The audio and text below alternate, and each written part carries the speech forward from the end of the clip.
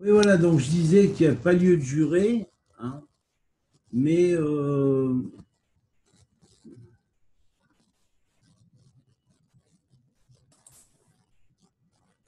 David, oui, oui. on t'a perdu un bout, là. Ben oui, je sais, je me suis rendu compte. Il y avait trois personnes qui ont essayé de rentrer, voilà, je les rentre. Voilà. Ben bon, on m'a perdu un bout, et c'est vrai. Donc j'ai dit, il n'y a pas lieu de jurer, parce que si on jure, après, on va nous culpabiliser sur ce sur quoi nous avons juré. Donc, il y a pas. Bonsoir tout Oui, vous fermez les micros, s'il vous plaît. Merci. Bonsoir David. Bonsoir, bonsoir, bonsoir. Donc, Bonsoir. salut Alec, salut tout le monde. Et donc, il n'y a pas lieu de jurer parce que à partir du moment où on jure, on est impliqué.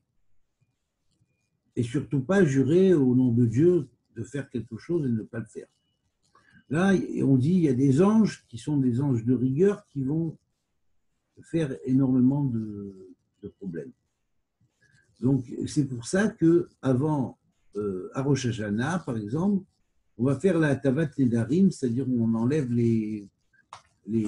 comment dirais-je, les serments. Et on dit une prière qui nous dégage des serments qu'on n'a pas pu accomplir, de façon à ce que ça ne nous poursuive pas l'année suivante. On s'en défait. Voilà. Donc,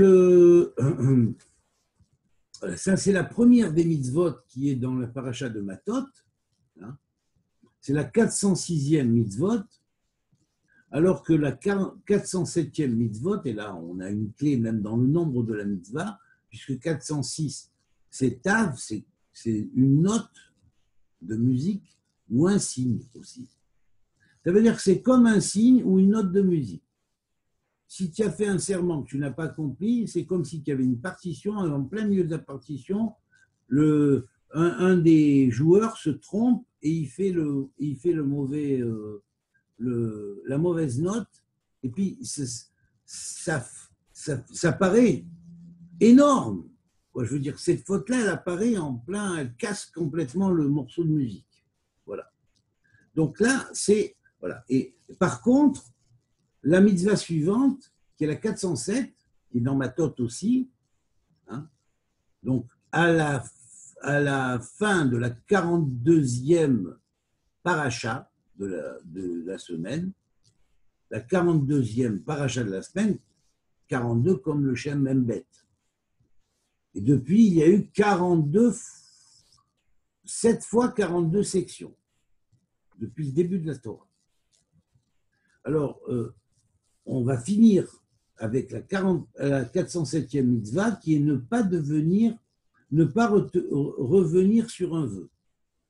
Il n'y a pas à revenir sur un vœu, c'est-à-dire que l'accepter, le laisser passer et ne pas le, comment dirais-je, ne pas le revenir dessus. Il faut revenir dessus, c'est-à-dire il faut l'annuler si on n'a pas fait ce vœu. Vous voyez? Donc annuler les vœux, c'est une chose, et puis on ne va pas revenir sur le vœu qui a été annulé. Ça ne sert à rien non plus. Une fois que le vœu a été annulé, on ne va pas se dire, tiens, ben, je vais le faire maintenant. On est obligé de faire un nouveau vœu. L'ancien vœu compte pas. Voilà. Donc, ces deux mitzvot-là, qui sont liés à cette 42e section hebdomadaire, on va voir quelle peut être leur signification dans les concepts, dans les grands concepts métaphysiques. Alors, on sait que dans cette paracha de Matot, on a donné les chefs des tribus, les chefs des différents matés, comme on dirait par exemple au barreau, hein, on parlerait de juge. Chaque juge a son bâton de juge symboliquement. Vous voyez? Donc, ce serait des niveaux représentant les différents chefs de tribus, hein, ou les chefs les bâtons représentent des modes de contrôle. de suprématie quelque part, vous voyez. Donc les chefs sont ceux qui contrôlent, un petit peu comme le cerveau contrôle le corps, vous voyez, c'est pas pour rien d'ailleurs que c'est lié. Maté en valeur numérique, qui veut dire le bâton, est égal à Moah, le cerveau. Et Moah, sa valeur numérique, c'est précisément 54, comme le nombre des parachiotes. Vous comprenez ce que je veux dire? Donc les matotes ici sont symboliquement aussi les parachiotes de la Torah, les sections de la Torah, plus les chefs de tribu, enfin plus ceux qui se mettent en valeur dans les tribus sont grands dans la Torah, plus ils sont aptes à diriger la tribu. Vous comprenez ce que je veux dire? Le fait que le maté symbolise le contrôle et le cerveau, hein, et comme le maté a une forme, il y a souvent un pommeau au-dessus du maté qui va représenter, du bâton qui va représenter le cerveau, et ce qui continue dans le bâton va représenter donc la colonne vertébrale. Vous voyez? Donc la colonne vertébrale, c'est ce qui va dans le corps et comment le cerveau va donner des directives au corps pour faire les actions et toute la gérance de la vie. Donc ici, à ce niveau, on pourrait dire que le cerveau, c'est lui qui régule, hein, tout ce qui passe au travers de l'ensemble du système nerveux par les paires de nerfs rachidiens qui sortent du cervelet et qui par les sept cervicales et après se diffuser se ramifier dans la totalité des membres du corps. Vous comprenez? Je peux. Comment? Pardon? C'est l'esprit qui contrôle ces corps. Voilà. C'est la maîtrise. C'est l'esprit qui maîtrise et qui contrôle ses corps et non l'inverse. Exactement, voilà, c'est ça. Alors donc, ici, la notion des chefs de tribu qui sont les maîtres de bâton, les maîtres de bâton, un petit peu comme dans le tarot, on a le roi de bâton, la reine de bâton, le valet de bâton et le chevalier de bâton. Après, on a 1, 2, 3, 4, 5, 6, 7, 8, 9, 10 bâtons. Vous voyez? En tout, on a 14 pièces. Et bien, 14 pièces, si on dirait que chaque pièce est triple, eh bien, nous avons 3 fois 14, ce n'est pas 3 14 seulement, c'est aussi 3 fois 14 égale 22. Étant donné que dans une semaine, chaque jour est géré par 6 lettres, la partie jour est gérée par 3 lettres, la partie nuit est gérée par 3 lettres, ce qui va faire en fait qu'il y aura 14 fois 3 lettres. Donc vous voyez, vous allez retrouver dans le système même du tarot une réplique de cette notion à travers des 14 fonctions. Et ces mêmes fonctions, de la même manière que le nom en 42 lettres, comme je vous ai dit tout à l'heure, se divise en représente les noms, des attributs des anges qui émanent de chaque lettre, et que chaque lettre a son propre anagramme, et elle a un anagramme différent dans Hatzilut, un anagramme différent dans Bria, un anagramme différent dans Yetzira, et un anagramme différent dans Asiya. Or, la totalité des anagrammes va faire qu'en tout et en totalité, il va y avoir exactement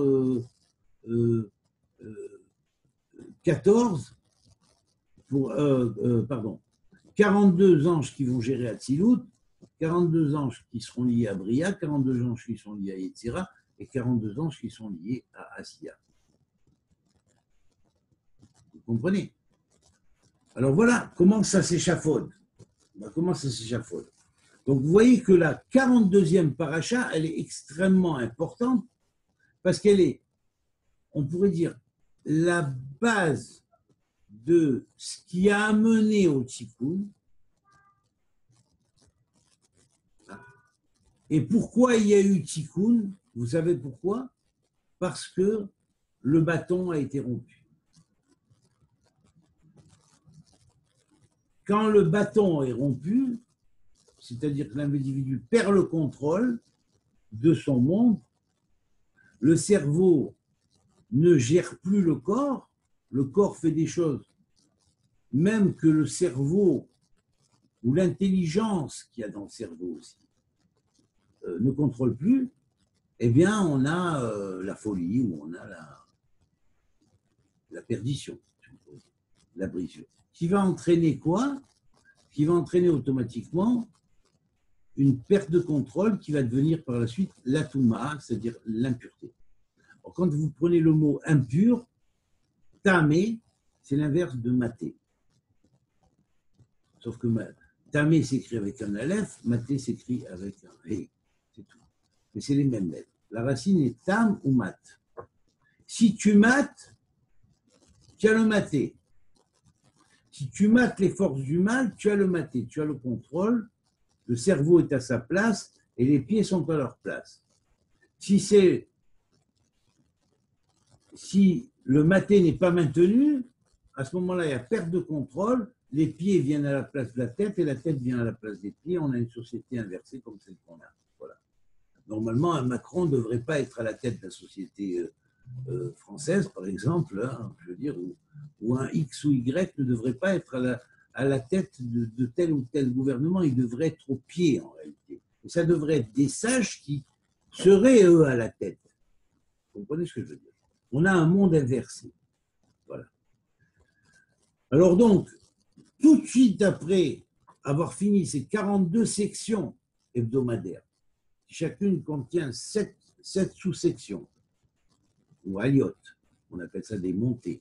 Okay, eh bien, une fois que nous avons 7 fois 42, nous passons au 8e fois 42, et le 8e fois 42, on le commence à partir de la paracha qui suit, qui est lue cette semaine en même temps, qui est la paracha de Masrei. Et la raison pour laquelle Masrei et Matot sont des parachutes qui se joignent, c'est parce qu'il y a en elles une complémentarité de la fin, du début et de la fin. Du début, et le début, si on pourrait dire, reflète la fin, et de la fin qui, en tant que fin, rejoint le début et arrange le début. C'est top niveau. C'est top niveau. Vous me suivez? C'est top niveau. Alors, regardez maintenant quel est le rapport. Alors, je suis tombé fortuitement, en faisant cette étude sur la paracha, je suis tombé fortuitement sur un nombre. J'ai ouvert la page, je tombe à 1943. Alors là, je dis, attends, je vais voir qu'est-ce qui a marqué au nombre 1941 dans ce même système du modulo des parachutes. Et je vois qu'ici, j'ai 3 livres qui marchent ensemble. Hein. Le nombre de parachutes qu'il y a dans la Torah, c'est modulo 54. Le nombre des tachanot qu'il y a dans toute les 54 parachutes de la Torah, c'est 7 fois 54, c'est-à-dire 378. Et comme dans la Torah, il y a 613 mitzvot, 3e modulo, avec un autre mode numérique, j'utilise le mode 613. Et là, ça parle quand tu les mets en connexion.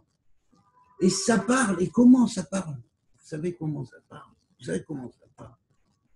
Vous avez une idée, mais de quelle science il y a derrière tout ça? Mais même pas on l'a rêvé. On l'a même pas rêvé. Ça dépasse toutes les sciences qui existent. Parce que j'arrive précisément, j'ouvre dans celui qui est lié au modulo 613, c'est-à-dire le nombre des mitzvot. Et là, je tombe sur la mitzvah, les mitzvot, je vois 100... attendez, je les ai marqués là, une seconde. Il ne faut pas se... Parce que j'ai tellement de trucs là. Attention. Hein. Bon, alors, 1, 2, 3, là, ça doit être ici. Alors, voilà, c'est ça. Voilà, j'ai les là. Allez. La mitzvah 101, 102, 105, 105 et 106. Et encore une fois 106. Donc j'ai des concepts qui sont reliés au nombre 101. Et vous savez qu'on est dans 101 fois 20. L'année 2020, c'est 101 fois 20. Et on a le chaos. Et on a le chaos. Total, on est dans le chaos, là. Et curieusement, mais on est dans le chaos, mais on sent le chaosmos pas loin. Vous voyez, la recréation du chaosmos pas loin. On sent qu'on est à une fin de cycle et un monde qui est en train de s'éteindre et un véritable chaos qui s'installe dans le monde, mais en même temps, on sent qu'on est dans on pourrait dire, une régénération de monde qui nous approche de la vérité. Et tout dépend comment on va réagir. Tout dépend comment on va aborder les choses. Et moi, je veux qu'on les aborde correctement de façon à ce qu'on y arrive avec l'aide de Dieu. Alors, écoutez. Je constate. Oui. C'est comme deux planètes qui se superposent et qui sont en même temps. Super. Voilà, très bien fait. Très bien dit. Alors, dans mon livre de Gog et Magog, j'avais bien dit que la fin des temps, on allait retrouver parmi les nombres satellites de la période, hein, et de la période qui avait commencé en 1993 et qui s'étend et qui va s'étendre probablement jusqu'en 2026. Après ça, il y a de grandes transformations et même de très grandes transformations. Hein. Eh bien, j'avais remarqué que les nombres satellites, il y avait des nombres satellites parallèles qui apparaissaient comme nombres satellites à notre époque et qui apparaissaient comme nombres satellites dans la Deuxième Guerre mondiale.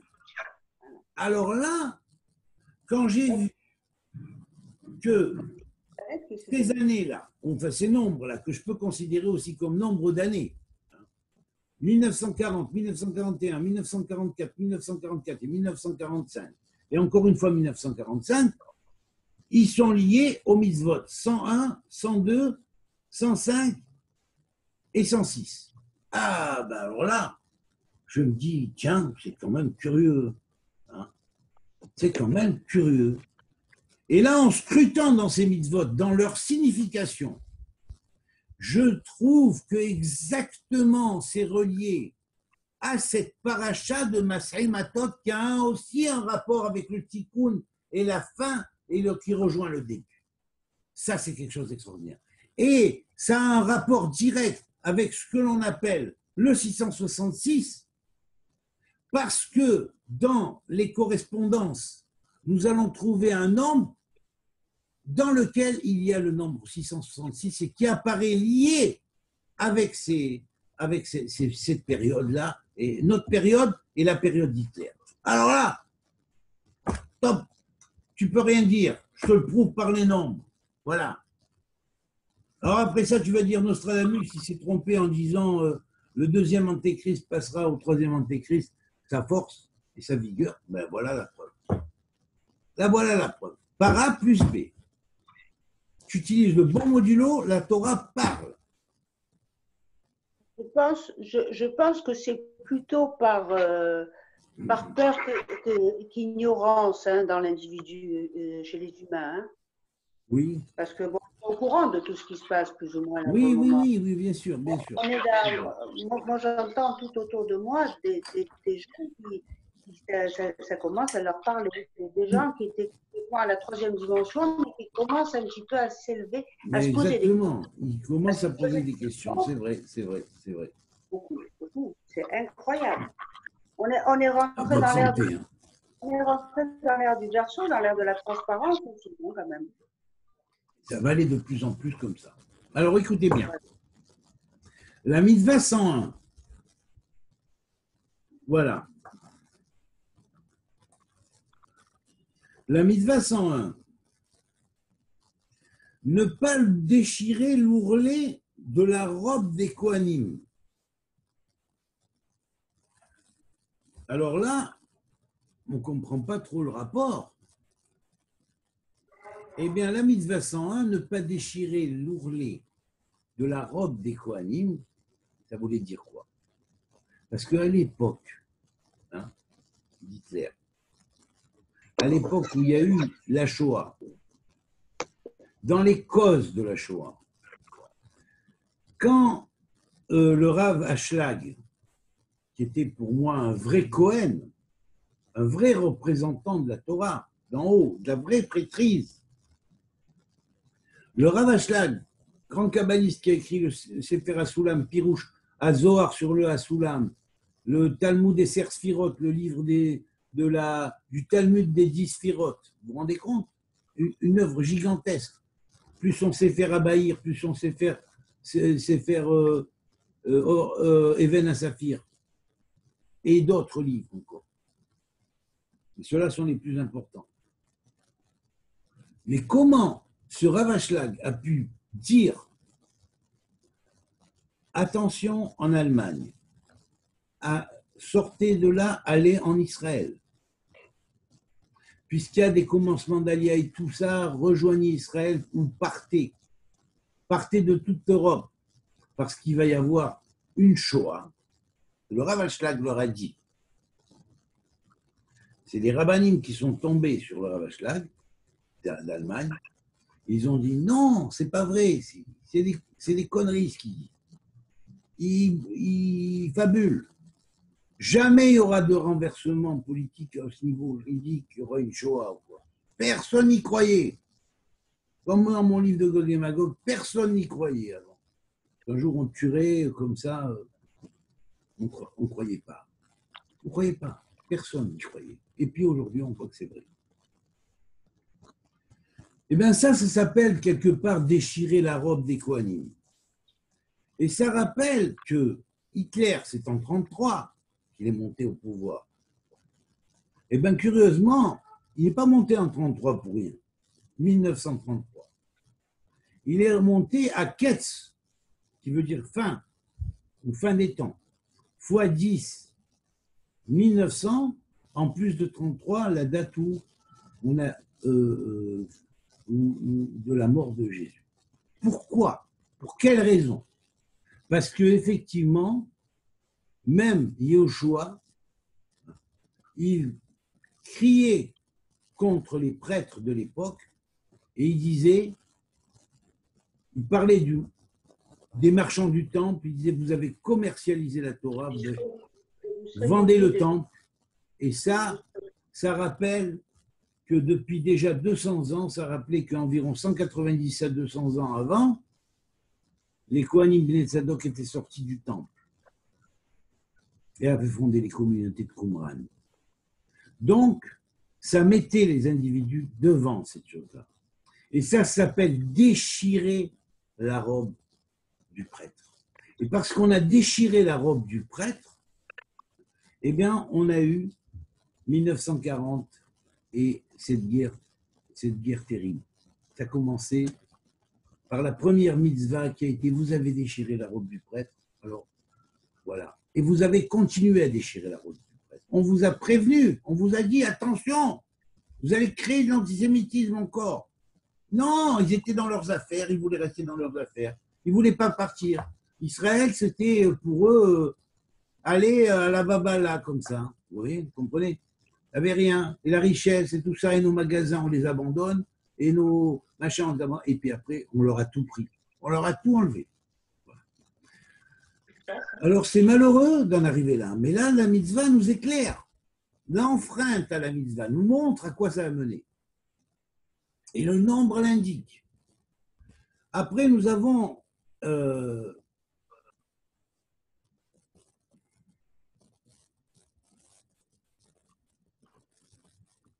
toute épreuve est un geste d'amour divin. Oui, oui. Quelque part. Oui. C'est notre maître. Exactement. Voilà. Et après, nous avons le fait de la page du froid. Vous voyez? La page froide. Pourquoi froide? Parce que c'est comme si que l'atmosphère s'était complètement refroidie. Pendant toute cette période, il n'y a plus de chaleur. Il n'y a plus de... On pourrait dire que c'était considéré comme le froid et l'hiver total. Et qui sait, quand on s'est vu le froid, qu'est-ce qu'il est marqué? Amalek Asher Karcha Vaderer. Amalek qui t'a refroidi dans le chemin. Il a refroidi même ton ardeur à vouloir servir Dieu. Conséquence, après la Shoah, certains sont sortis, ils ont retrouvé l'ardeur et ils sont devenus encore plus qu'avant parce qu'ils ont vu que ça menait à l'espoir et d'autres ont totalement abandonné la religion parce qu'ils ont été refroidis totalement. Et voilà encore.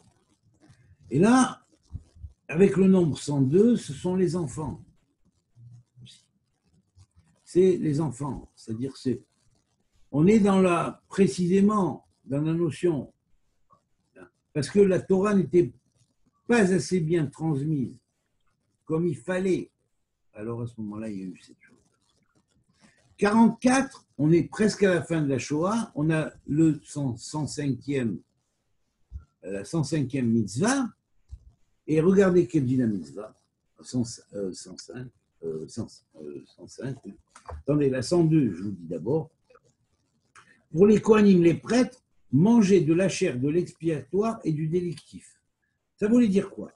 Pour les kohanim, les prêtres, ceux qui se disent prêtres ou ceux qui sont les représentants de la religion, ils devront manger de la chair de l'expiatoire ou du délictif. Ça veut dire qu'ils doivent se mêler au peuple et non pas se séparer du peuple. Et là encore, séparation du peuple. Et en Israël, on va avoir, bien évidemment, des religieux qui vont monter aussi, mais ils vont être séparés du peuple, ils vont se mettre à part. Et ça, Dieu n'aime pas. Ça, Dieu n'aime pas. À la même époque, ceux qui montaient en Israël se séparaient du peuple. Ils montaient en Israël par idéal religieux, mais ils n'étaient pas avec le peuple. Ils n'acceptaient pas le sionisme. Vous comprenez ce que je veux dire? Alors, quelque part, voilà la preuve. Mitzvah 105. Donner le demi-shekel chaque année. Alors, le machassit à shekel, c'est ce qui sauve. Hein, c'est le rachat de l'âme. Effectivement, en 1944, comment ça s'appelle les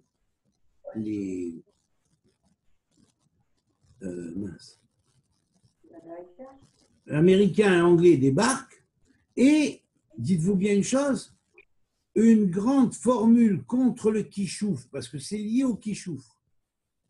Le kishouf, c'est la magie noire. Alors la magie noire hitlérienne, elle est à son sommet, avec les mages Hanussen et toute la clique des 200 mages du groupe Tulé qui sont venus comme des conseillers d'Hitler, hein, et de toute sa secte, hein, pour les amener à une idéologie nazie qui est en fait une idéologie ésotérique, subversive, hein, et qu'on trouve d'ailleurs des restants aujourd'hui dans beaucoup de doctrines, hein, qui sont, certes, ils prennent des points de Kabbalah, mais ils n'aiment pas trop la Kabbalah telle qu'elle est enseignée dans la réalité. Ils se font leur Kabbalah à leur manière, et ça, c'est après, quand les coups mauvais arrivent au compte de cette Kabbale-là, de conspiration, ben on dit que c'est les Juifs. Mais ce n'est pas une Kabbale juive, je regrette du tout. Cette Kabbale conspiratrice n'a absolument rien à voir avec la Kabbale juive. Elle est liée à Balak, deux parachas avant. Voilà, deux parachas avant Massaï. Donc voilà. Alors on a, curieusement, le nombre 105. Or, le nombre 105, écoutez bien, il est lié à 5 fois 21. Qui 21 est le nom de Dieu. Ayez, je suis celui qui suis. Et c'est précisément ce nombre 105 qui est 5 fois le nom de Ayez qui va faire basculer la xératadine, comment on appelle ça, la xératadine, le décret de jugement strict pour atténuer la rigueur et en faire, on pourrait dire, mettre de l'eau des chassadim, des bontés, dans cette rigueur pour l'atténuer. Et donc là, nous allons avoir, par une opération des kabbalistes, faite d'abord la première fois pour faire dévier Hitler de Syrie en Russie, la deuxième opération a été faite à Bagdad en 1944, et en 1944, ça a été après le commencement de la fin du nazisme. Vous comprenez? Voilà. Là, il y a Elisheva qui veut rentrer. Voilà. Donc ça a été le début de la fin du nazisme. Alors, on va avoir, après ce nombre 105, nous avons la mitzvah 106, hein, qui 106 est cave. Cave, c'est le. On dit que le monde du tikkun est lié au cave. Regardez comme c'est fort. Comment le match qui tombe avec ça, ça paraissait fortuit, mais ce n'est pas tombé fortuit. Parce qu'après, j'ai constaté que par les noms, pop, ça collait. Et ça se connectait. Et ça correspond à la réalité. Regardez bien. 106, on a Kol Arabi. Kol Arabi, c'est la voix du rabbi. Et en 1945, précisément, hein, ça rime avec 1945, la voix du rabbi, elle a été très forte. Du rabbi de Lubavitch, le maître de la génération précédente. Mais ce n'est pas que la voix du rabbi. Son parallèle, c'était mon grand-père. À la même époque, il avait marqué qu'il ferait descendre Hitler et il a fait un serment de faire tomber cette fortune. Moi, ce n'est pas pour rien que je suis né le 20 avril, non plus. Mais je suis né, grâce à Dieu, un 5 Iyar, sur le jour de la résurrection de l'État d'Israël. Vous comprenez ce que je veux dire? Alors, il a essayé de se venger après la mort de mon grand-père, mais moi, je suis la réincarnation de mon grand-père. Donc, il a essayé de se venger dans l'intervalle de réincarnation en incarnation. C'est cette mauvaise clipa-là que j'ai dû affronter pendant toute ma vie. Que vous le sachiez quand même. Hein. C'est contre cette clipa que je me suis battu. Dans la vie précédente et dans celle-là. Voilà. Et là, curieusement, il y a une relation. Il y a une relation. Vous comprenez? J'en ai déjà parlé, je ne veux pas revenir. En plus, un deuxième concept, c'est le concept de Shavuot. C'est fini. Ils sont brisés.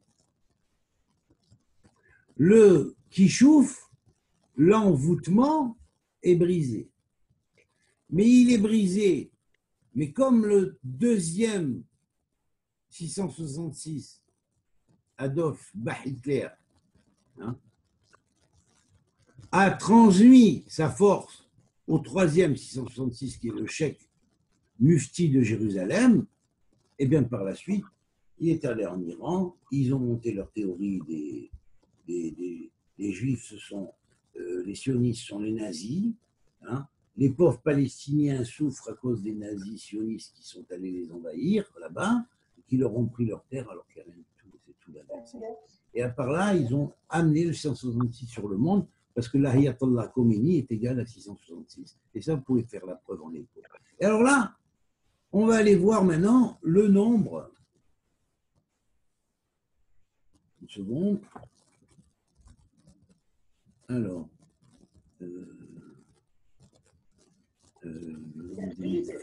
oui, quoi? Est-ce que les nations vont se faire la guerre ensemble? Mais tu vois pas que c'est bien parti là, hein? Voilà. Ben oui. Ouais. C'était décrit, hein? C'est incroyable. Eh oui. Voilà, Matot Masré, on est dans la mitzvah 406 et 407. Alors on va aller à 406 et 407, vous allez voir que là-bas, le nombre 666 apparaît aussi. Curieux. Alors.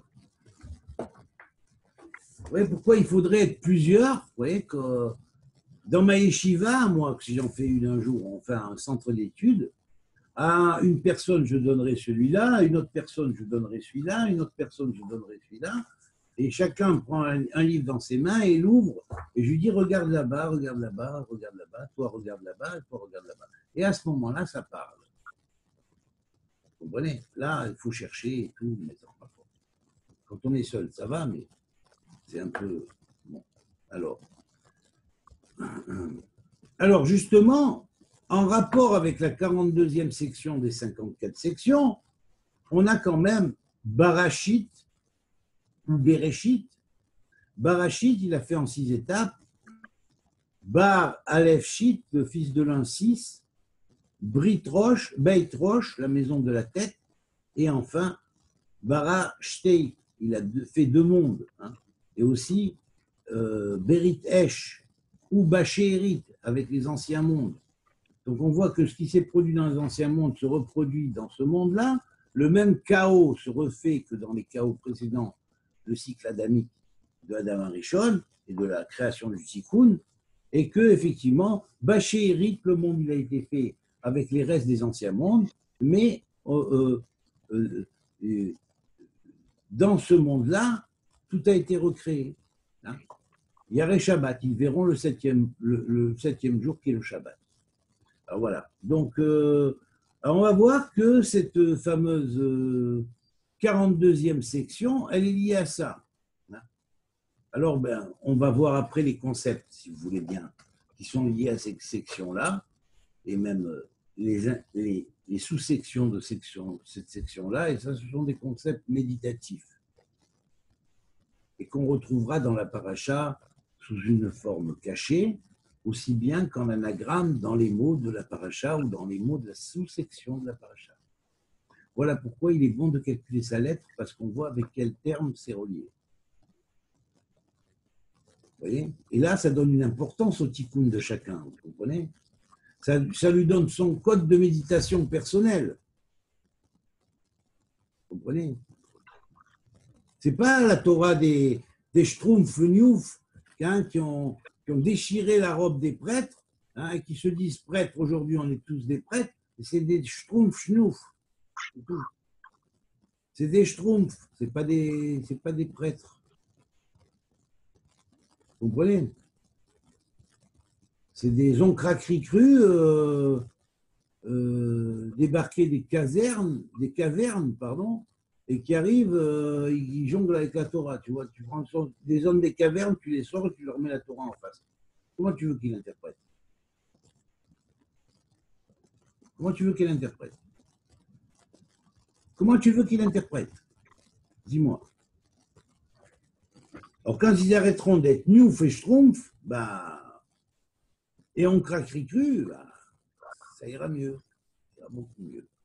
Voilà. Alors, on est là, en 42 points. L'ange s'appelle Tsiroufiel. L'ange de la 42e section, qui est la section Matot, où il y a la fin du Tikkun, et qui est le début d'un autre Tikkun à un niveau encore plus haut. Et ce début du nouveau Tikkun commence par la première phase du Tikkun, jusqu'à la 7e phase du Tikkun, parmi les 42 phases. Curieusement, il va se trouver dans la paracha de Mas'é, dans la section de Mas'é, qui va décrire les 42 stations. Chaque station est liée à une des lettres de ce fameux Shem Membet, et les anges et les anagrammes qui en sont liés. Voilà. Et les 42 alphabets qui sont liés aussi à ce grand nom et aux anges qui le portent. Parce qu'il y a 42 alphabets qui vont servir le Shem Membet. Chaque lettre va être servie par un alphabet complet. Et elle va habiller l'ange de cet alphabet avec ces lettres-là. Et en plus de cela, toutes les cohortes de cet ange-là, en mode atziloutique, briatique, yetziratique ou asiatique, vont se combiner avec les lettres atziloutiques, briatiques, yetziratiques ou asiatiques aussi, des anges et des cohortes qui sortent de cet ange-là. Voilà. Et tout ça, c'est ici et maintenant.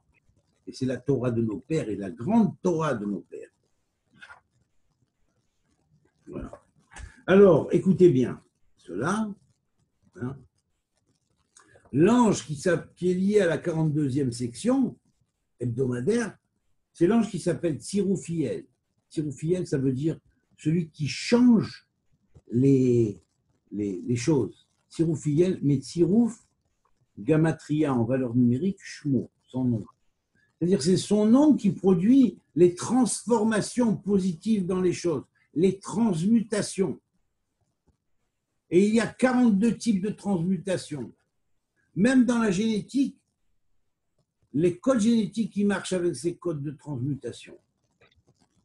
C'est un rolam bifniatzmo, c'est un monde en soi. Un monde en soi. Je ne fais que l'effleurer. Je ne fais que l'effleurer. Voilà. Alors, à partir du moment où on a compris cette chose-là, hein, on va voir que le zivoug entre les yesodot, entre les fondements, va se faire quand? Eh bien, pendant la paracha qui est la 43e paracha, qui est la paracha de Masré. Et voilà ce qu'on trouve. Vous vous rendez compte? C'est quoi le zivoug entre les yesodot? Eh bien, c'est les yesodot du Zachar et du Nekeva. Quand on a dit que Masré fait 180, que c'est la moitié d'un cercle, eh bien, on va tracer ce cercle, on va lui faire un diamètre, on va voir qu'il y a la coupole du haut et une coupole de bas. D'accord? Eh bien, voilà, c'est ça. Eh bien, ça veut dire que de ce 2, il va falloir faire 1. Et là, pour arriver à ce 1, c'est grâce précisément, c'est la clé de la résurrection. C'est que chacun trouve en lui la totalité de son être. C'est-à-dire que chacun trouve en lui sa partie masculine, sa partie féminine. Et ça n'a rien à voir, c'est pas équivoque, attention. Hein. Il n'y a rien à voir avec la spédocratie ou la tronphocratie, là, hein, rien du tout. Hein. Ou la macronocratie, d'ailleurs, aussi. Bon. Donc, ça n'a rien à voir. Donc, je dis, dans le yin, il y a du yang, dans le yang, il y a du yin. Dans l'homme, il y a une partie animique qui est féminine, qui va représenter son émotionnel, hein, la partie intellectuelle et la partie homme. Et chez la femme, pareil, la partie qui résonne, c'est la partie zachar, et la partie qui sent est la partie nekeva. C'est tout.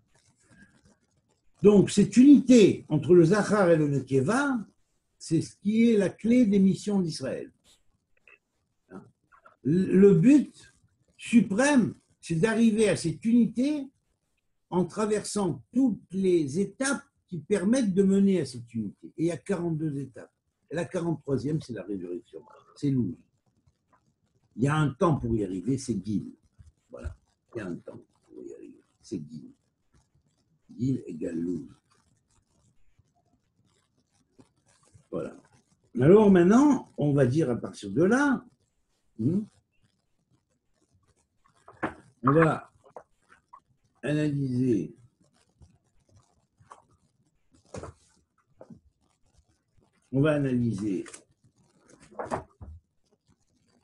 d'autres concepts qui sont liés à la une seconde. Oui, voilà, 42e étape parmi et 42e et 43e étape. Alors, on va voir des concepts. Allez, allons-y.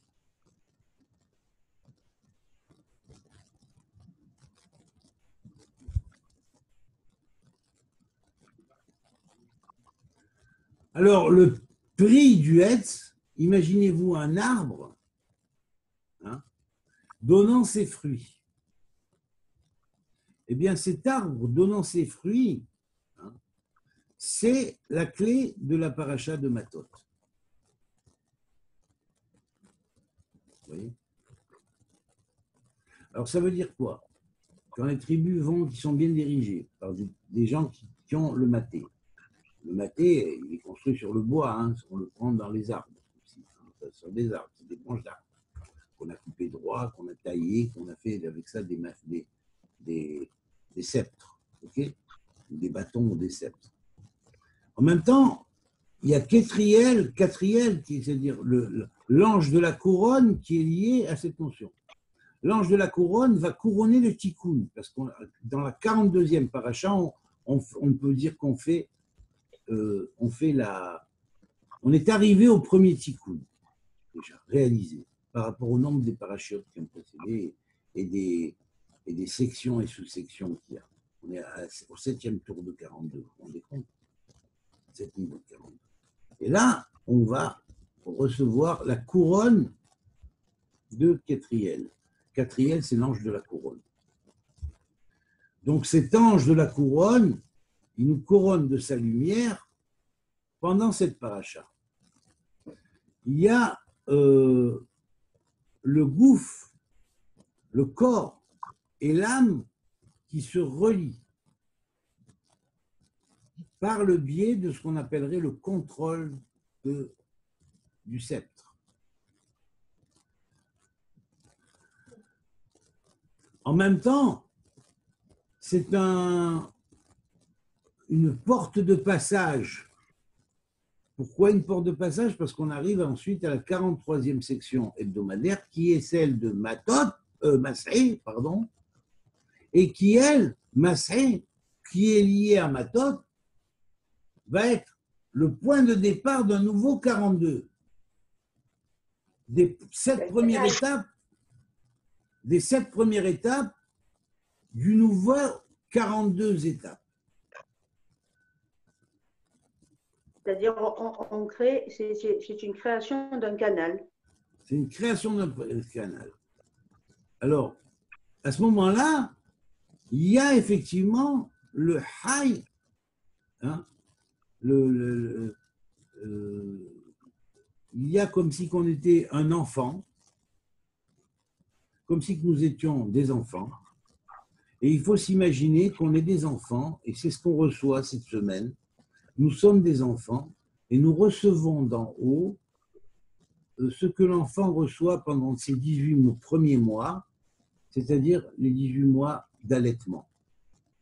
Donc nous ne sommes que des allaités. Nous sommes des enfants devant la science divine. On n'est pas des hommes, on n'est pas des femmes, on n'est pas des individus adultes. Face à la connaissance divine, on est toujours des enfants, parce qu'elle est tellement vaste. Ce n'est pas une simple science. Vous voyez? Alors en fait, nous sommes des enfants, nous sommes allaités, et nous sommes en même temps les fruits de l'arbre qui nous a conçus, de l'arbre qui nous a appris la Torah. Nos parents, quand ils nous ont transmis la Torah, ils nous ont transmis la Torah, et on la continue. On s'alimente aux fruits de l'arbre.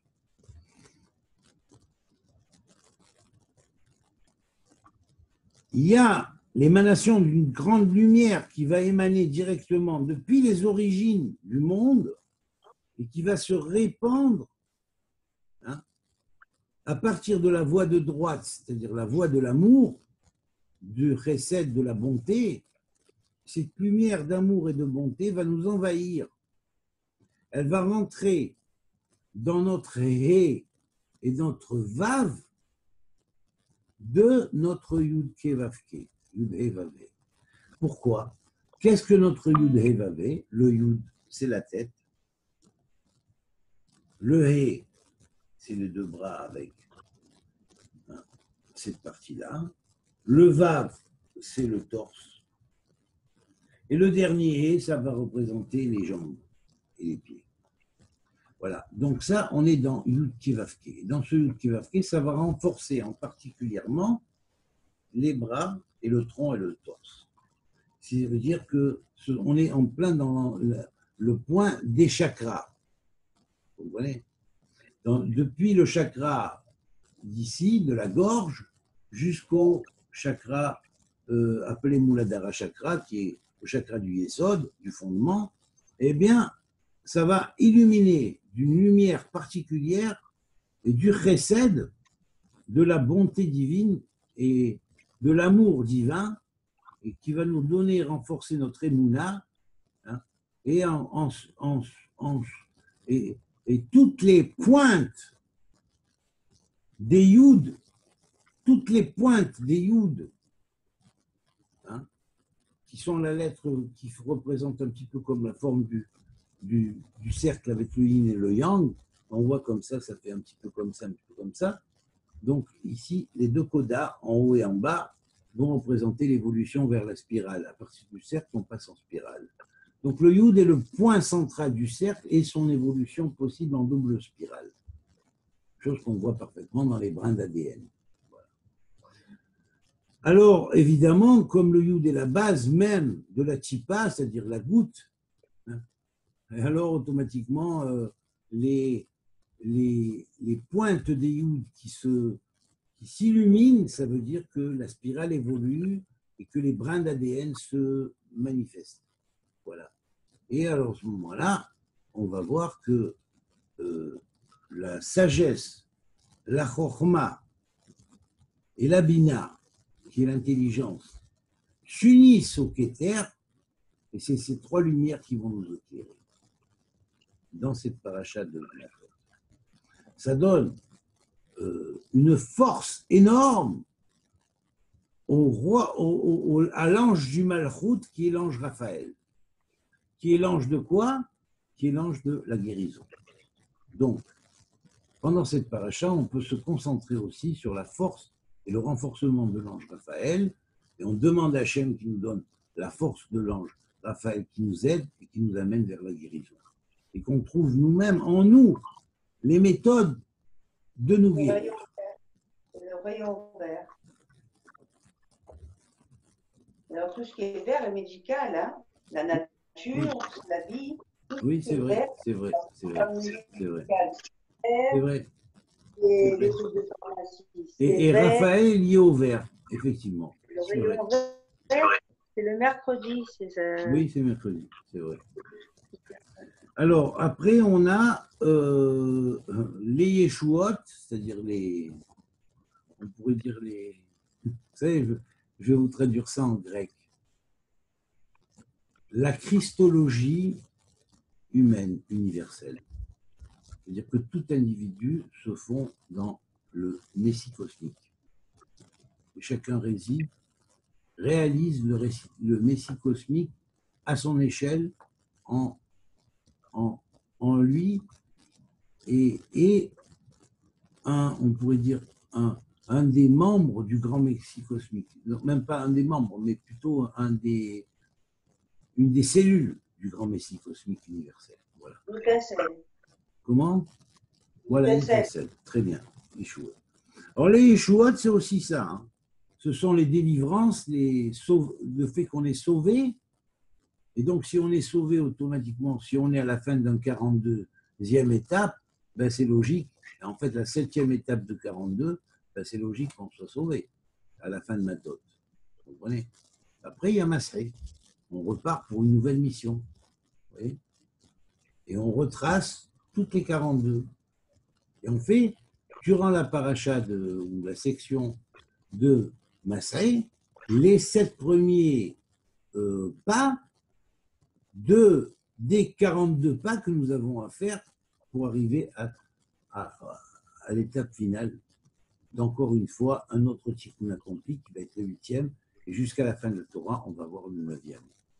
On a dans toute la Torah, en 54 parachiotes contenant 7 sous-sections, eh bien nous avons effectivement 9 fois 42 étapes. Oui. Donc chaque 6 parachas, on a un Shem 42, un nom en 42 lettres, avec ses 42 anges qui le gèrent, avec les 42 significations de l'oracle sacré qu'on appelle l'oracle en 42 formules. Hein. Et oui, eh bien voilà, nous l'avons comme ça. Alors un de ces jours, je vous ferai une explication sur ce jour-là. Là, si quelqu'un veut quelqu'un veut faire un oracle 42, je suis prêt à le... Une seconde, que je le retrouve d'abord. Hein.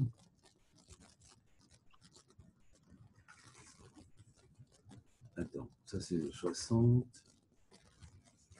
Ça c'est pas pour le 60. Alors, une seconde, j'ai mis là. Voilà, je crois que c'est là.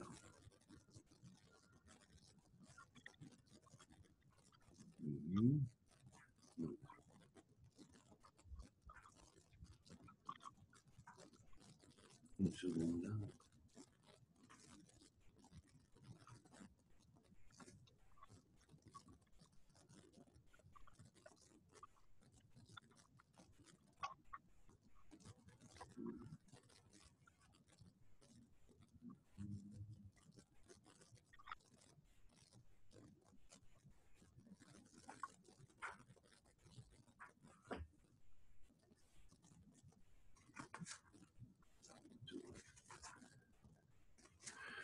Vous m'excuserez, hein, mais comme ça fait longtemps que j'avais fait ça et réimprimé, alors je ne me rappelle plus où je l'avais mis. Ah, ça doit être là. Voilà, c'est bon, on y est. Alors, est-ce que quelqu'un veut poser une question à l'oracle en 42 lettres, enfin 42 tachanotes?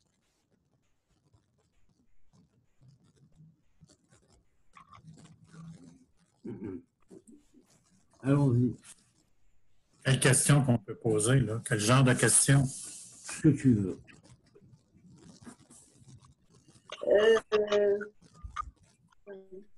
Est-ce Il que ne faut pas avoir honte quand il y a des gens à côté de le dire, quoi, c'est tout.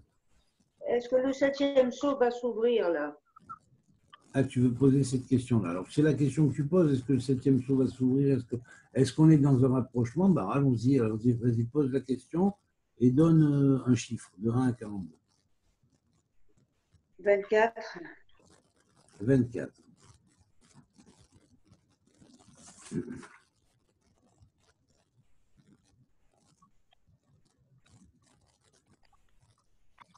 Alors, Tarat en dessous. Ben Adam, Atashoel, Al Shitouf, Vehibour, Ve. Alors, Nisoué Isha, c'est l'Isha, c'est la femme, c'est le Malchout. Hein. Il faut savoir interpréter. Hein. Alors, c'est le Malchout et l'ouverture du Malchout. Okay. Veda, Tov, Adavar. Sache que c'est bon et sur la bonne voie. Donc, la question que tu poses est bonne. Hein. Les regards.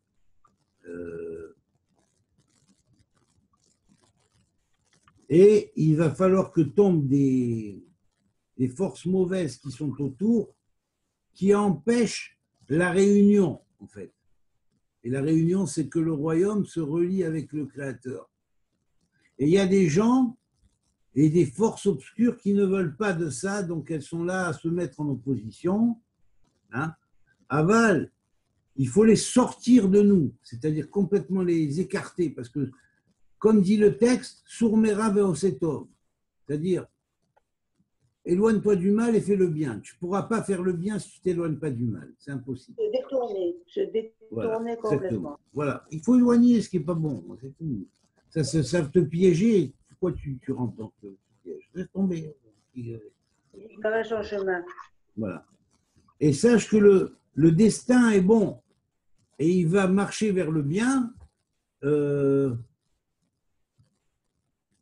et vers la shlita, c'est-à-dire comment dire ça, la domination du mauvais œil, le mauvais œil des Illuminati, par exemple. Vous voyez? Donc là, c'est fort, hein, comme réponse. Hein. Qui se mitlabèche, qui s'habille dans les gens qui se laissent manipuler. Ils se déguisent. Voilà. Et donc, à partir du moment où, justement, on se fait une camia c'est un talisman, contre le mauvais œil. Et ce talisman contre le mauvais œil, je vous ai expliqué. Prenez le secret du méchoulache, c'est-à-dire du triangle, et mettez 26 fois le nom de Yud-Kevavke.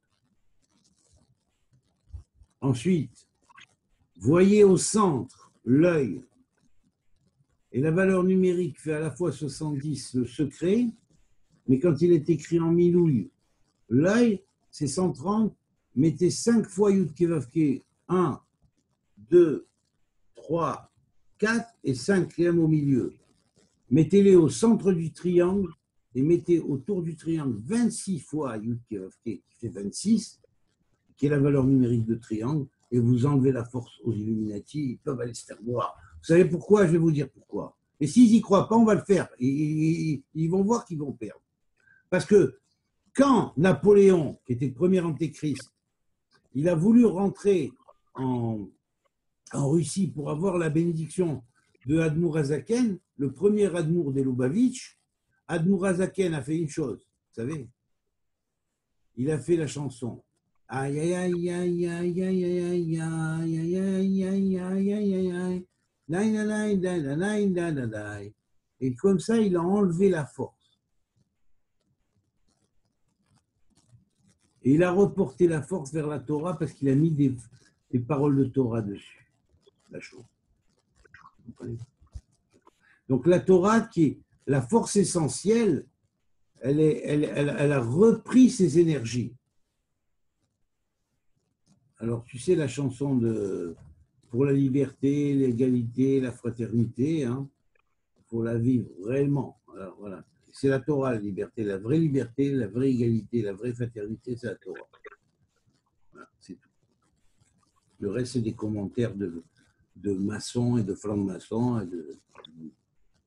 Voilà, excusez-moi. Alors, je vais donner maintenant quand même les noms des anges, des 4 anges qui sont liés à la lettre Guimel, qui est la 24e lettre du nom de, comment dirais-je, la 24e lettre du nom. Attendez une seconde, je vais vous le dire là. Voilà. Là. Une seconde. Alors, 6, 18, 6, 12, 24. Voilà, vous voyez dans ce nom-là, ici. Là, celui-là, là. Attendez, il faut que je voie que ça tombe sur là. Non. Voilà, là où il y a mon doigt. Oh, là, c'est embêtant. Oui. Vous voyez le guimel, là? Là, le guimel. Là, les 2 trucs derrière, les 2 à la fin, c'est ça? Comme Voilà, c'est ça. Là, le guimel, à la fin, la dernière lettre du nom, du 4e nom, c'est Bet Tet Resh Sadik Tav Gimel. OK? Eh bien, le guimel, c'est l'initiale de l'ange qui est Galgalia, c'est-à-dire celui qui fait rouler les roues de Yah, de la sagesse et de l'intelligence unie dans les deux grands cieux du Père et de la Mère, qui sont les cieux supérieurs et les cieux des cieux, et les cieux qui sont au-dessus des eaux, qui sont au-dessus des cieux.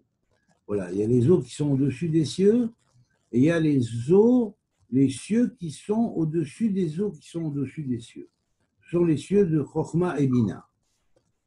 Alors, celui qui fait rouler les roues du Père et de la Mère dans le monde d'Atsilut vers Bria, il s'appelle Galgalia. Et ça, c'est le faiseur de vibrations de Yah. Voilà. Et là, après, l'autre ange s'appelle Galia, celui qui touche à la vibration de Yah, de l'unité entre on pourrait dire la sagesse et l'intelligence. Gadiridrin, hein, c'est celui qui est lié à Yetzira, hein, et il est lié à la... D'abord, il maîtrise le signe du Capricorne particulièrement. Il est la force qui va contre l'ennemi. Il est la force qui permet de descendre et contrôler sans perdre on pourrait dire le sceptre face aux forces qui cherchent à faire perdre le contrôle. Et en fait le dernier s'appelle Gedoudiel, hein, c'est-à-dire c'est l'ange de l'opposition, hein, qui repousse l'ennemi et qui repousse l'ennemi de David parce que c'est l'ennemi du Malchut, du royaume de Dieu. Celui qui est l'ennemi de David en tant que David, Mashiach, c'est l'ennemi du royaume de Dieu. Voilà. Donc il repousse l'ennemi de David et en même temps il repousse l'ennemi du royaume de Dieu qui veut se manifester et que ces ennemis-là empêchent David de dévoiler. Voilà. Alors ça, c'est 24. Ben, ça, c'est l'ouverture du 7e sceau, effectivement. Félicitations, Sylvie. Hein. Razak. Et 24, avec les 24 anciens, ça marche juste, hein, franchement. Razak. C'est dans le monde d'en bas, l'inversion du monde d'en bas qui a été retournée. On l'a mis la tête à la place des pieds et les pieds à la place de la tête, qui va reprendre sa tête à la place de la tête, et les pieds ils vont aller à la place des pieds, hein, et ils vont devenir après le serpent dont on lui écrasera la tête. Voilà. Voilà. Ceux qui se sont mis à la tête et qui manipulaient la tête, ils ont mis les pieds à la place de la tête. Hein. Les pieds, c'est les gens, et eux, avec leur fausse tête, ils manipulaient ça. Quand on les prend, on les remet à l'envers, ils deviennent la tête du serpent, et donc il faut écraser la tête au serpent. On remet les pendules à l'heure. Il la mordra au pied, au talon, et toi, tu l'écraseras à la tête. C'est ce qui est marqué à Adam et Chava, vous voyez. Alors, ici, on a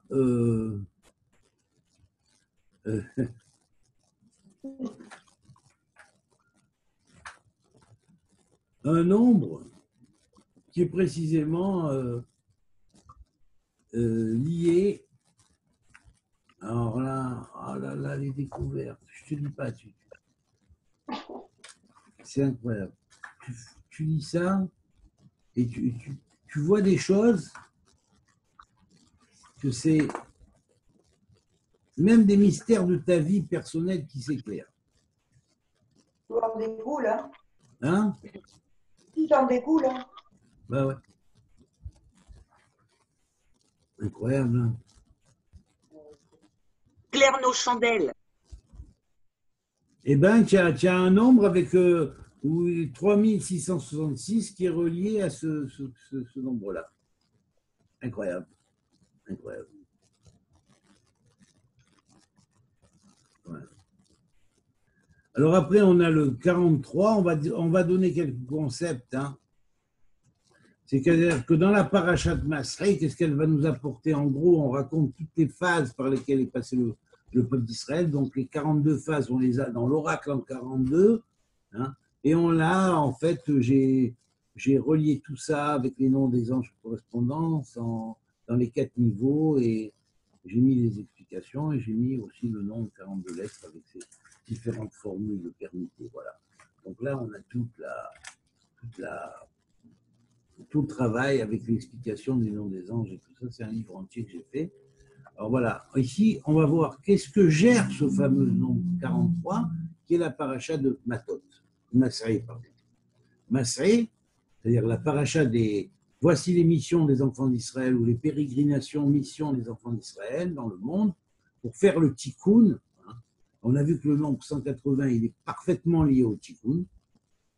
Et en quoi il est au tikkun, j'ai expliqué ça dans la première partie du cours. Donc, quand vous regarderez plus tard, j'espère que vous comprendrez, vous saisirez mieux. Hein. Alors, évidemment, il faut savoir une chose, c'est que les tzimtzumim, ou les contractions d'Hachem pour créer les mondes, est liée à cette chose-là. Donc, on pourrait voir comme ça, au travers des 42 étapes, les 42 stations qu'on retrouvait aussi dans l'Égypte, les 42 sanctuaires d'initiation à la connaissance en Égypte. C'est pareil, ça allait en parallèle de toute façon. Quand on voit les noms des 42 stations en Égypte, quand on prend la Haute Égypte et la Basse Égypte, on voit qu'il y a une relation avec les noms qui sont donnés aussi en hébreu. Le passage dans le désert. Il y a une certaine relation. Vous voyez? Donc, on peut dire... On en revient aux deux planètes qui se superposent, hein, la Haute-Égypte et la Basse-Égypte. Et... Oui, aussi, l'Égypte. C'est vrai que quand on prend le rapport avec ça, effectivement, il y a une relation avec Maaseh Bereshit. Un passage. Voilà, oui. Oui. Alors, là, la force de cette chose-là, elle est liée à, d'abord, effectivement, les tzimtzumim, c'est-à-dire les contractions d'Hachem qui engendrent les mondes, Le Tzimtzum, c'est la contraction d'Hachem qui engendre le monde. Hein. On pourrait voir comme résultat du Tzimtzum le Big Bang. C'est la parfaite contraction, et puis jusqu'à arriver à une particule qui devient tellement petite, jusqu'au 1/43e de 10 puissance 43 en dessous de l'œil nu, disons, la plus petite chose qu'on peut voir à l'œil nu, du millimètre, disons, eh bien oui, ça explose, et puis cette puissance divine-là va donner après, ils ont appelé ça le boson de Dieu. Oui, c'est ça. Ouais. Alors en fait, la résultante de ce Tzimtzum, c'est ça, et regardez vers quoi se fait cette résultante. C'est le Yesod Shaddai, le fondement du Shaddai. Or, Shaddai est lié à Yesod. Vous voyez? Donc, on reçoit dans la poursuite de la compréhension de cette notion de Tachanot, où dans le lieu du dépouillement, qui est le désert, c'est le lieu du dépouillement, c'est quand on se dépouille et qu'on se dit on peut recevoir l'énergie de Dieu directement, on n'est pas obligé de manger, on peut recevoir la manne. Et la manne aura tous les goûts. Et bien effectivement, on s'allie à ça, on se connecte avec ça, et on va voir que de la force de ces choses-là, il va sortir effectivement du Yesod de Shaddai, du fondement de Shaddai. Les limites à la création vont être données, une nouvelle création va être donnée avec ses limites. Parce que s'il n'y avait pas le Yesod Shaddai, quand ça a explosé, tout serait en balagan, un truc dessus l'autre. Vous comprenez? Or là, ça n'a pas évolué en balagan, ça a évolué en ordre. Les galaxies se sont formées. D'abord, les gros amas pondeurs de galaxies, d'abord. Les décagalactos, les pentagalactos, les hexagalactos. Et quand ils se sont formés, après, ça a donné les différentes chaînes de galaxies existantes. Avec les planètes et les systèmes planétaires à l'intérieur de chaque galaxie. Tout ça bien ordonné, bien séquencé. Tout ça se fait par l'intermédiaire aussi de ce participant énorme à la création qui est Koach, la force du Malach Nouriel. Nouriel, c'est un des autres noms de l'ange Auriel, mais qu'en tant que Nouriel, il est vous savez, le messager du ciel. On pourrait dire l'aigle du ciel. Le messager du ciel, c'est la comète. Mais en fait, il faudrait imaginer qu'il y avait à la base des créations du ciel, de la terre, et quand les choses sont mises à disposition selon les règles données par les 42 hiérarchies et les 4 niveaux des 42 hiérarchies, eh bien, effectivement, il y a pu y avoir dans les 7 cieux et sur la terre et sur les terres de ces 7 cieux, il y a pu y avoir des sortes de comètes, de primo-comètes, des premières comètes, on ne les connaît pas maintenant. Mais ça a été les premières comètes que Dieu a fait jaillir et qui ont apporté la glace dans différentes planètes qui un jour, dans le futur, deviendront habitables et seront des exoplanètes.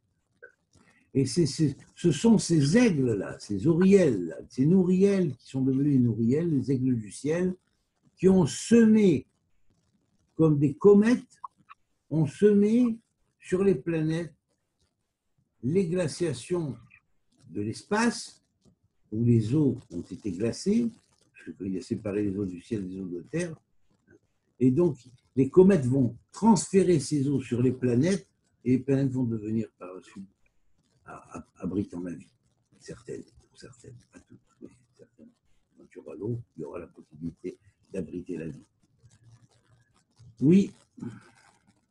Je voudrais te poser une question. Est-ce qu'il y a des satellites célestes qui est au-dessus de la Terre en ce moment? Est-ce qu'ils sont là? Quel satellite? Attends, je parle de Il y a plein de satellites qui tournent autour de la Terre. Est-ce qu'il y a une milice céleste qui fait autour de la Terre en ce moment? Je n'ai pas compris ta question.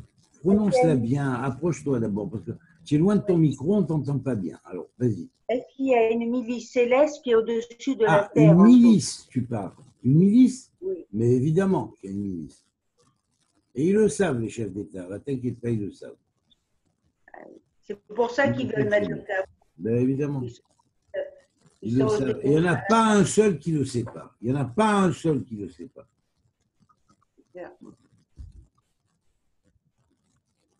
Surtout le Vatican. Hein. Ben, ça, c'est évident.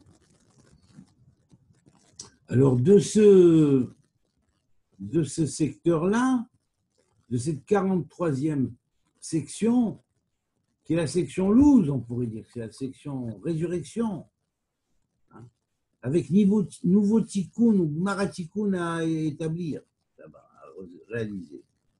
Il y a une influence du Keter à partir du Mekor Elyon, c'est-à-dire de la source suprême. Et cette source suprême, elle est dans l'Ensof, dans l'infini.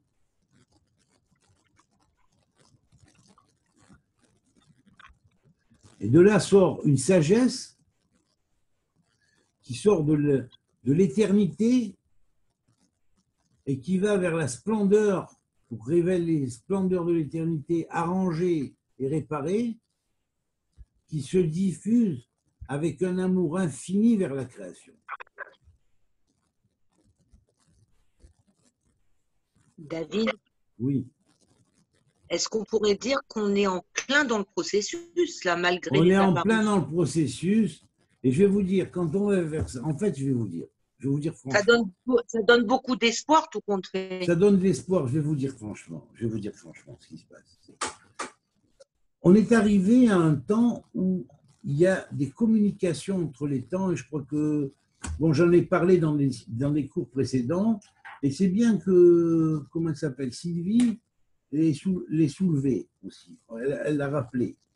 Parce qu'elle l'a dit tout à l'heure. On est dans un temps où il y a des temps qui concomitent, on pourrait dire, qui se connectent. Un petit peu comme deux planètes seraient en conjonction, on pourrait dire qu'il y aurait des temps qui même ne sont pas sur la même courbe de l'espace-temps, à des points différents dans la courbe de l'espace-temps, se connectent entre eux. Et bien, cette connexion-là provoque des changements, énormément de changements. Et de dévoilement de choses qui étaient en des temps qui étaient passés peut-être, mais que on n'a pas vu, ça a été gardé secret, et puis hop, maintenant ça se libère, ça se dévoile. Ah, ouais, vous n'y attendez pas là, vous n'y attendez pas. Donc, vous allez de moins en moins vous y attendre, vous savez.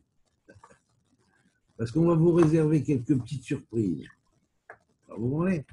Alors, c'est ça la chose qui est extraordinaire. Et là, comment? Une prise de conscience s'installe. Alors maintenant, je vais vous dire. Vous voyez comme j'ai monté ce livre, hein, ce livre, en fait, tous mes livres, en fait. Je les ai tous montés de façon à ce que les termes utilisés sont des termes clés de formules kabbalistiques qu'on trouve dans presque toutes les facettes de la Kabbalah, de la Kabbale, dans le temps, dévoilées dans les temps. Donc j'ai pris des passages qui sont dans le Zohar, des passages qui sont dans du Ravashlag, dans les Rabbi Abamboulafia, dans le Harizal, dans le Harachage, dans le Ramak, dans le Gekatilia, tous ces grands kabbalistes, j'ai pris des formules clés, je les ai passées, rentrées dans le dictionnaire de numérique. Et j'ai rentré tous ces termes-là, hein, je les ai rentrés sous différents systèmes numériques avec leur modulo. Leur modulo, c'est-à-dire, comme on aurait modulo 360, c'est-à-dire division, avec un système numérique qui gère les degrés du cercle. Vous voyez? Ou modulo 42 avec un système numérique qui gère les 42 facettes du tikkun, face du tikkun. Ou modulo 72 qui gère les 72 facettes qu'on a dans le schéma Méphorash. Vous voyez? Donc, j'ai utilisé les modulos en fonction. Quand j'ai utilisé les modulos en fonction, et que j'ai rentré ces termes, on constate que vraiment ça rime. C'est incroyable la lucidité et la logique qu'il y a dans tout ça.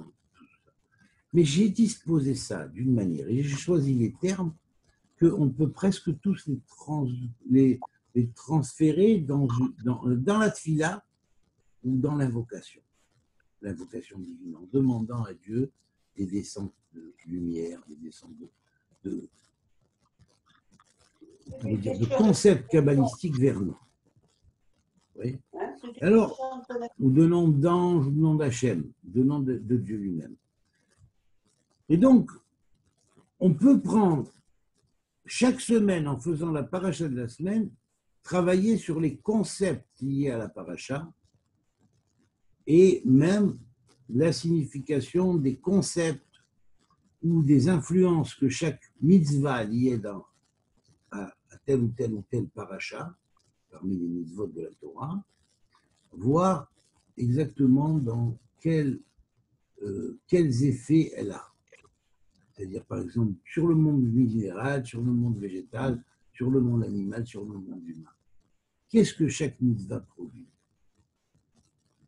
Oui, j'ai expliqué tout à l'heure avec les mitzvot, quand j'ai parlé de déchirer la robe du Kohen.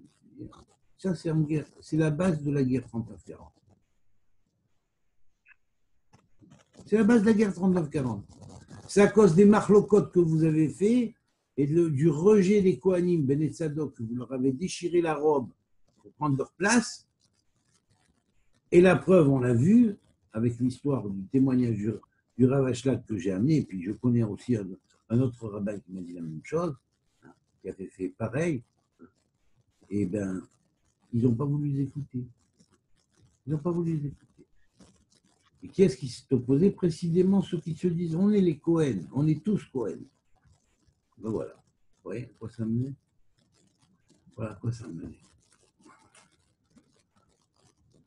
Alors voilà pourquoi il faut absolument, à mon avis, il faut absolument réintégrer ces choses-là et travailler, apprendre vraiment le sens profond de chaque mitzvah et les énergies nouvelles qui sont données au travers de chaque paracha, de chaque secteur de paracha.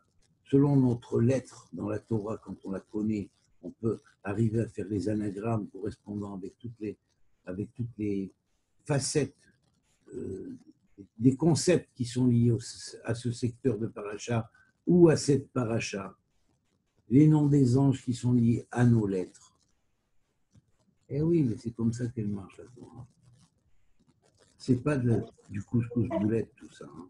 C'est tout. Qu'est-ce que vous voulez que je vous dise? Tu veux enlever ça pour mettre... Hein? Avec leur... Ça va durer jusqu'à quand, ça? Il faut bien que ça s'arrête un jour. Chacun connaît sa mission. Ah, voilà.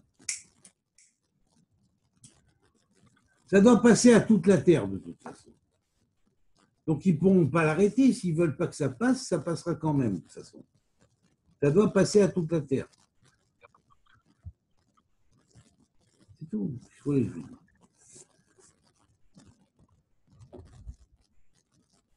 Voilà.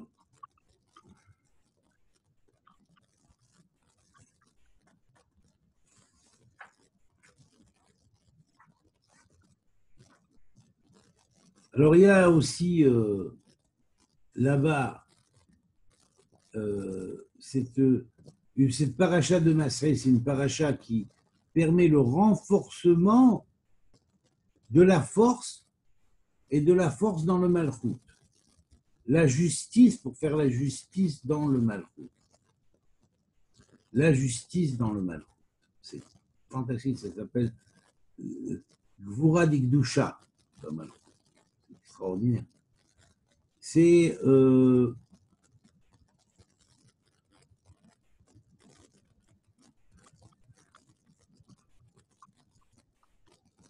durant cette paracha, l'ange qui commande le mois, c'est que chaque mois a son ange particulier qui est l'ange gardien du mois, le maître du mois, qui gère toutes les opérations qui se passent ce mois-là. Et donc, cette paracha-là de Masré, c'est la paracha qui renforce précisément l'ange maître du mois.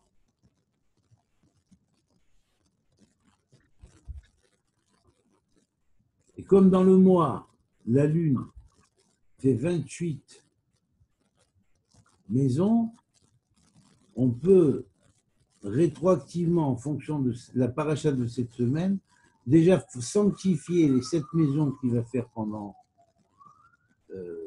les 7 jours de la paracha, mais en même temps, même les maisons complémentaires, c'est-à-dire les 3/4 restants, sanctifiés par leurs anges avec l'ange du mois, en reliant les anges des maisons lunaires ou des jours lunaires, du mois lunaire, avec l'ange du mois. C'est au niveau. Et ça fait une jonction qui n'est possible que pour ce mois-là précis. Et pendant cette période-là difficile, parce que très souvent, ça va tomber aux alentours des... Il y a une oreille assez souvent. Oui. Je pense à quelque chose. Apparemment, c'est à peu près similaire à la prophétie de Yosef, quand même. Il a dit au roi, il y aura 7 années de vaches maigres et 7 années de vaches grosses. Exactement. Oui. Il y a une corrélation un petit peu, enfin, il y a une histoire qui se corrobore dans une autre. C'est fou. Absolument, absolument. Oui, c'est vrai. C'est fou, hein?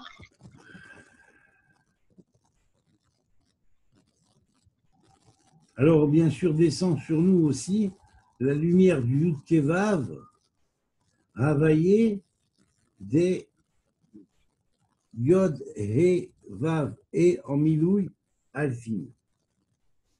Donc, c'est Yud Kevav, Havaye, qui est l'expression de la vie, hein, de Yud, He, Vav, et qui crée l'homme. L'expression de la vie qui crée l'homme et qui a donné à l'homme la vie, qui a donné à l'homme l'image et la ressemblance divine. Vous vous rendez compte? C'est entre l'épreuve et la progression. Absolument. Et là, c'est incroyable parce que je veux vous dire, dans cette formule secrète-là, qu'elle tombe là, c'est extraordinaire qu'elle tombe là. Qu'elle tombe pile en relation avec le sang, avec le loose, hein, le loose avec le sang, c'est la rénovation du sang et la rénovation du corps grâce à l'âme, hein, grâce à son attachement à l'âme et grâce au fait que le corps va trouver le Dieu secret caché qui est en lui. C'est quelque chose d'extraordinaire. Et en fait... C'est le corps vital divin. Exactement. Mais regarde la force de ça, c'est quoi? Le Yud Hevav, Yud Hevav, les 3 premières lettres du nom de Dieu, qui tracent les 6 directions de l'espace, hein, par leurs 6 permutations, en tant que Havaya, c'est-à-dire c'est une permutation divine, et ce n'est pas n'importe quelle permutation divine, parce que c'est la permutation de Yud Kevavke, Havaye, en tant que Havaye, c'est la permutation de l'éternel liée au signe où Adam Arishon doit faire le tikkun. La connexion directe. Oui. Et alors là, l'extraordinaire, c'est quoi? C'est que ce Tavaillé, là, quand tu te rends que les premières lettres de son minouille, de son remplissage de lettres, dont le remplissage de lettres passe de 26 à 45, et l'intervalle entre 26 et 45, c'est quoi? Allez, j'attends. 26 et 45, quel est l'intervalle? Si 45 est Adam, pardon. L'intervalle, voilà, 19 et 19, c'est la gematria de Chava. Donc, l'intervalle entre Adam et Chava, c'est 19. Chava, c'est 19, et l'intervalle entre Adam et Chava, c'est 26, c'est Yud-Kevavke, c'est l'éternel. Donc, Havaïe, mais pas tout le Havaïe, les 3 premières lettres du Havaïe, mais en milouille, dans la valeur numérique qui fait Adam, ok, eh bien, une fois que tu auras pris les 3 premières lettres, tu vas avoir 39, et c'est quoi 39? C'est les travaux du temple, mais c'est aussi le Tal. Le Tal, c'est la rosée. Et la rosée est nécessaire à la résurrection. Parce qu'on dit que la rosée descendra du ciel et que cette rosée va imbiber la terre et faire ensuite germer les louses, hein, et les louses vont résurrectionner les corps. Mais c'est bien sûr que c'est symbolique, il faut savoir le lire et l'expliquer. Et ça veut dire que sans cette rosée, hein, on ne peut pas arriver à la résurrection. Il faut avoir la rosée. La rosée, c'est une opération alchimique. Parce qu'on va récolter la rosée pas n'importe quand. Regardez le livre des images alchimiques de Abraham le Juif, hein, qui est le livre de Ibn Ezra, a écrit sur l'alchimie et transmis à Nicolas Flamel, parce que c'est arrivé par la suite à Nicolas Flamel. La première image, et puis après on montre l'image de l'homme et de la femme qui récoltent la rosée du matin, et après on montre le taureau et le bélier et une partie du gémeau. Ben, c'est ça, c'est là qu'on récolte la rosée. Ça désigne la période de Pessah, la période de l'Homer jusqu'à la période du vent de la Torah. C'est la rosée, alchimie. Voilà. Et ça l'arrive après le 17 de Tammuz, cette période-là. Oui. Il doit être en relation avec le 17 de Tammuz, que la paracha arrive après ça avec toutes les dimensions de la libération. Oui, magnifique. Voilà. Voilà, donc ce nombre 43, il nous montre aussi une chose, il nous dévoile à la fois le secret des Toldot de Noach, le grand secret des Toldot de Noach. Les Toldot de Noach, ce sont on pourrait dire les Toldot. La généalogie des enfants de Noé. Et bien, curieusement, la généalogie des enfants de Noé est liée à quoi? Est liée à la paracha de Massaï. Et c'est quoi la paracha de Massaï? Ça nous raconte les tribulations des enfants d'Israël. Ça veut dire quoi? Ça veut dire que il y a le peuple juif et il y a les tribus. Et les tribus, si elles sont sorties à un moment d'Israël, elles sont allées se mêler au peuple des nations, et bien quelque part, ça veut dire que tous les bnei noirs deviendront des bnei Israël par la suite. Voilà. C'est ça la force. Et les Toldot noirs qui tombent avec la paracha de Massaï. La mission des enfants d'Israël à travers de ces 42 étapes, c'est quoi? Récupérer toutes les Toldot béné noirs et toutes les amener à se dévoiler, à devenir des bnei Israël, comme nous sommes et comme tous, nous serons des bnei Israël. Voilà. Alléluia. Voilà, alléluia, et c'est l'éternité. C'est le but de la Torah, et qu'on ne vienne pas me raconter de la Torah pour cette terre, ça ne tient même pas le coup. Voilà, voilà. Alors, mes chers amis, je crois qu'on va arrêter le cours pour là maintenant. Hein. Évidemment, normalement, on devrait étudier ça tous les jours. Vous savez, tous les jours. Et chaque jour, on prend le nombre correspondant à la section et la sous-section de la paracha, c'est-à-dire de la section hebdomadaire. Chaque jour, on prend le nombre correspondant. Et on l'analyse avec les concepts qui vont avec. On fait les méditations en correspondance, on fait descendre les énergies. Et ces énergies, elles sont diffusées par Dieu depuis la création du monde. Et on nous empêche de les recevoir en nous racontant des sottises et en nous racontant n'importe quoi au nom de la Torah. une Torah de prêtres faussés, de faux prêtres, comme c'est marqué dans les écrits de Qumran, qui ont voulu tous se prendre pour des prêtres et qui ont voulu mettre les prêtres, la prêtrise du royaume de David, hors circuit, pour vendre le temple et vendre la religion aux gens. Voilà, c'est tout. Il est temps que ça tombe, tout ça, hein, franchement. Il est temps que ça tombe. On est en plein dedans, David. On est en plein dedans. En plein dedans. Je voudrais te poser une question, encore une. Oui. Est-ce qu'il y aura un quatrième temple? Pas de quatrième temple, troisième temple. Le troisième temple est éternel. D'accord. Mais est-ce que c'est le troisième temple actuel ou ce temple, il y a un moment, il va changer? Il va changer. Il n'y a pas de troisième temple actuel. D'accord. Non, mais... Il y a eu la destruction du deuxième temple et ça fait 2000 ans, presque 2000 ans qu'il y a eu la destruction du deuxième temple. Mais celui-ci, le troisième temple, apparemment, est-ce qu'il existera? Oui.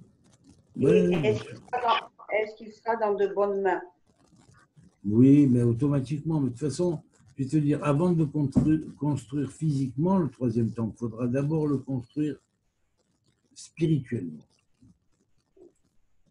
Et si on ne l'a pas construit spirituellement, la racine d'en haut, elle ne donne pas l'ordre que la racine d'en bas, elle fasse son action. Elle ne permettra pas. Oui, il est d'abord en chacun de nous. Il est d'abord en chacun de nous. On le construit Exactement. à l'intérieur de nous d'abord. Il est d'abord et avant tout à l'intérieur de nous. Et c'est écrit comme ça. Ben oui, absolument. Et je résiderai vous me ferez un temple et je résiderai parmi vous. Oui, à absolument. l'intérieur. Absolument. Absolument. Absolument. Parce moi, je voudrais te poser une question. Là, il y a des forces sombres qui sont sur cette terre et qui veulent accaparer ce vortex très puissant Oui. qui est là-bas.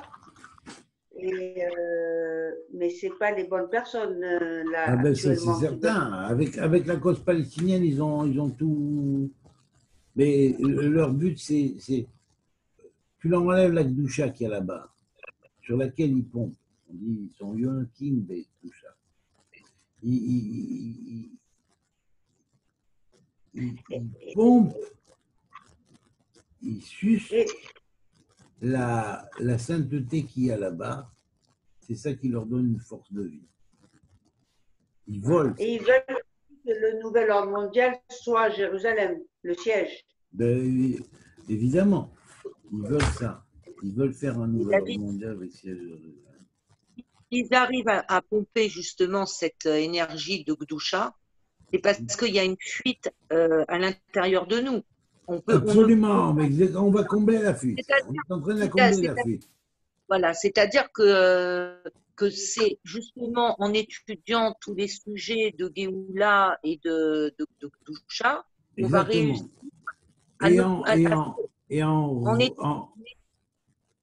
Vas-y.